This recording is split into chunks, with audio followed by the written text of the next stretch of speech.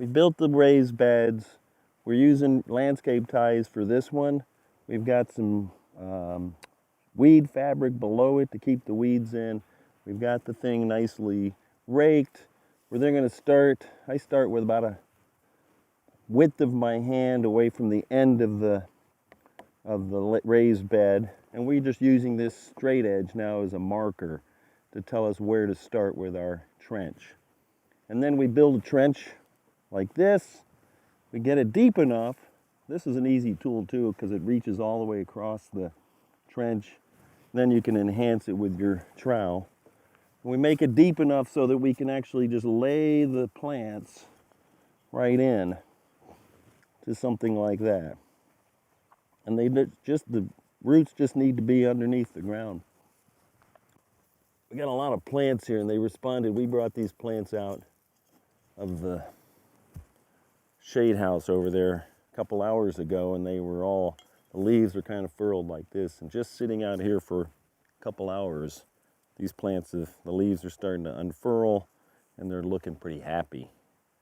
You want to store them, you can see how we stored them in trays. And we've bought these starters probably a month ago. And I just put them in trays in planting soil, kept them moist, and they're good for a couple months. You could store them in your refrigerator. If you couldn't plant them immediately, you could bundle these up in like a paper towel, keep the paper towel moist, put it right in your refrigerator in the crisping drawer. And then when you're ready to plant, like Ken's doing here, you can see he's doing a really nice job of laying them out kind of evenly. You know, you can just, this nice soil is so friable and loose that we can just take the plant, stick it in the ground. And again, you see with the trench method, the roots, we can just lay the roots down. Whoops. We can lay those roots down. You can push that in a little bit too.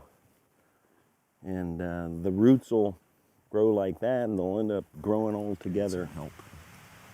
You don't want to go you don't want to plant them too deep, you know.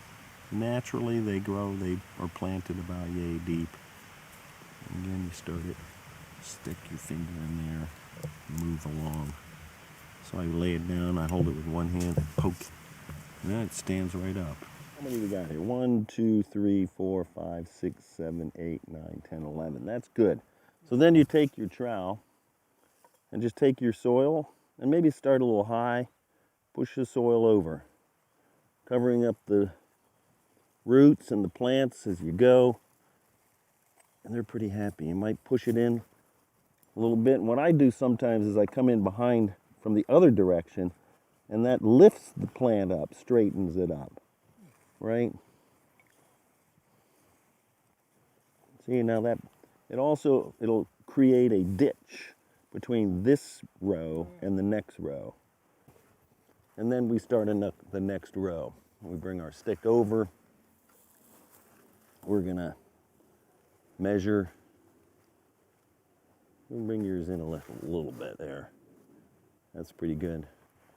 And then we're just gonna, I'm gonna do it there.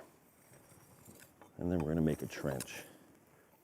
See, and you notice this time I'm using my hand trowel because I can reach over and Ken can get his side. And we got a nice trench to work with, right? So if you see this plant, it's kind of J-shaped. That's how it grew in nature, right? So you don't have to plant it like that with the roots straight down, though the plant will eventually straighten up. You can just get it in there, poke it in.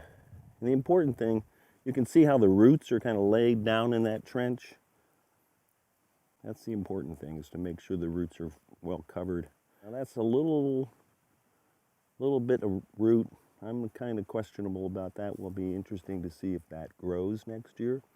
We'll put that one, this one right here, we'll remember where that is.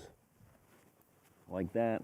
And we put we try to do 10 plants across, but you can use just the general rule of thumb is the plants are about the width of your hand apart. And it doesn't matter if the roots intermingle, because they do that in nature anyway. And so you push it down, get it nice and started like that. These plants will start to multiply, they'll start to flower. So maybe not next year, but maybe the following year, you'll start seeing flowers develop. And of course, those flowers will produce seed, and the seeds will drop, and then they'll germinate. And yeah, you'll get thicker and thicker clump. It'd be one big, huge clump, basically. So more plants. More plants. And hopefully, if we take the plants that have rhizomes, that are attached by rhizomes, and we split them, new growth will come from the rhizome, and you'll get more plants that way as well.